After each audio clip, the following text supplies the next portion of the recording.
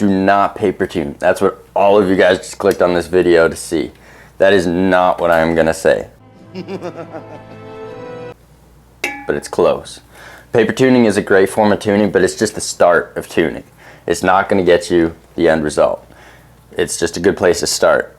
The tuning that I do will get you from literally a completely untuned bow to shooting broadheads at 100 yards, the exact same as field points, in like 5 minutes. It's the same thing that I do with target bows.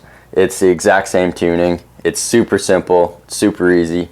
That way, when you're in your moment of truth, whether you're pulling back at a tournament, whether you're pulling back on a monster buck, you can do more of this. I absolutely smoked him. And less of this. I think I messed up. And just getting the right feeling of bow. That felt good. And just knowing when you pull back that there's nothing that will go wrong. When you pull back, you can have absolutely full confidence in your equipment, knowing that the moment that you put your pin on that animal, it's going to go down, no matter what range it is.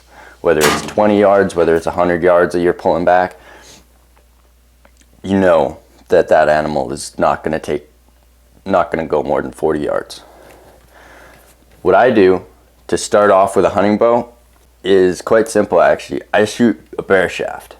So I have an arrow with fletchings and an arrow without fletchings.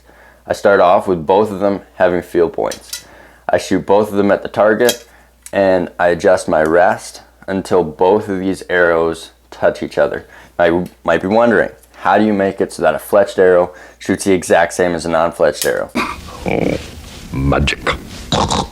So what happens is, when the arrow is coming straight out of the bow is when these two will touch. The reason why a fletched arrow is a lot more forgiving is because the fletchings just correct for all of the inconsistencies of the bow setup that you're shooting. So if the bear shaft hits off to the left, then you want to move your rest to the right. If the bear shaft hits off to the right, you want to move your rest to the left. If your bear shaft hits high, then you want to move your rest down. If your bear shaft hits low, you want to move your rest up. So basically, wherever the bear shaft hits, you're moving the bear shaft towards where the fletched arrow is, because the fletched arrow will always be way more forgiving. I forgive you. And once you get that, I like to do that out to around 40 yards with a hunting setup.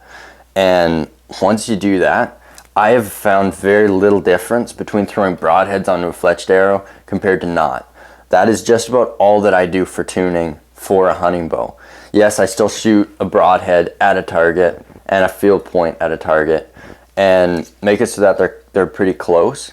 But as long as you have a bear shaft and a fletched arrow shooting the exact same, there will be very little difference once you throw a broadhead onto the front of a fletched arrow, because you already have your bow shooting the arrow as straight out of the bow as it physically can. So no matter what you throw onto the front of it, usually out to, I would say, 50 yards, there won't be any difference, almost at all. That's not to say still go and shoot your broadheads at a target. Still go and do that. That's always going to be huge. To double check, make sure that everything's shooting good.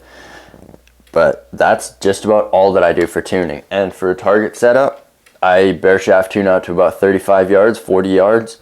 And basically all that I do, if the setup isn't feeling super great, then I will adjust the rest a little bit. But with all the Matthews bows, the rests are designed to be shot 13/16 of an inch out of the riser. So that's a horizontal measurement out of the riser to the middle of the rest.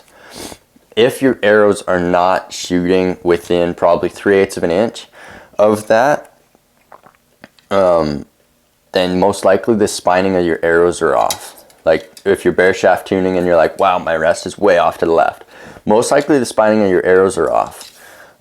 So just kind of play with the poundage of your bow and find the right spine that will keep it so that the rest will stay roughly at 13/16 of an inch out of the rest. And that should get you the most successful setup that you can have. Thank you very much for watching. Hope this helps. Put a like, subscribe. If you guys want more videos like this, remember to comment, say that. I love doing videos like this because when I started out, I did not have the knowledge of trying to do this stuff. So really, I just want to help everyone else out be as successful as they can in the moment of truth. Have a good one. Made a perfect shot on it. Oh, it's really good.